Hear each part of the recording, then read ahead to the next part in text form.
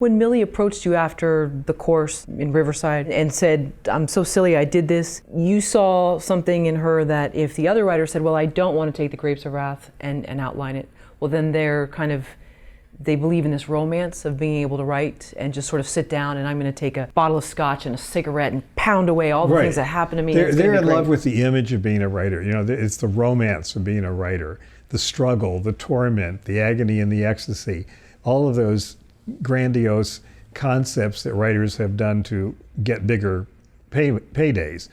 You know, that's all good. Like I had a writer who was a client for years, a dear friend, who we sold like 12 of his screenplays. And it took him, honestly, a week to write a screenplay. Wow. And it took me 3 years to train him never to admit that. And so I got him an agent, and the agent was always beating him up and saying, you can't say that. You have to say you need 3 months, 6 months, or whatever. You can't say you do it in a week. They won't, you know, we're trying to get $1 million for this, you know? And that's, the truth is you can do it in a week, but you can, you know, put it aside for 2 months and then go back and work on it some more and so on. But because the reality of writing is much easier than the myth of it. And Walker Percy, one of my favorite novelists, who wrote The Last Picture Show, said, perhaps the secret of speaking is having something to say.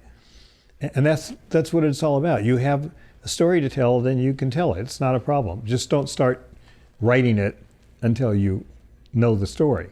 Like you don't start telling a joke before you know the joke, right? You don't walk in with 3x5 cards and tell a joke from a 3x5 card.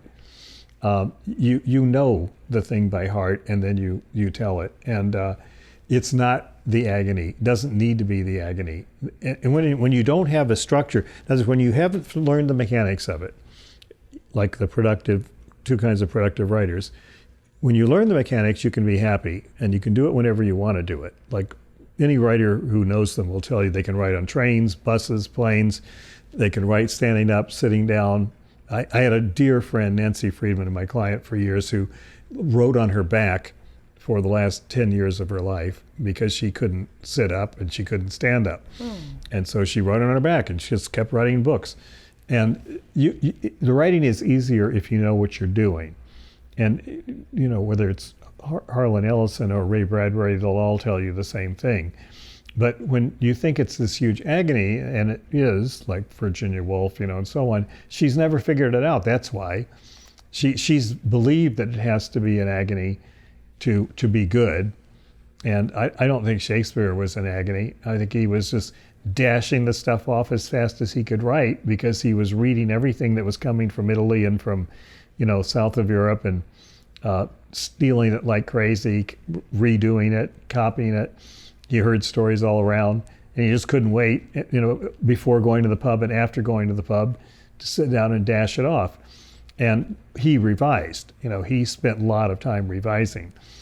We know that from the folios, but it's not the living in the garret starving thing that has to happen at all. It's just figuring out what you're doing.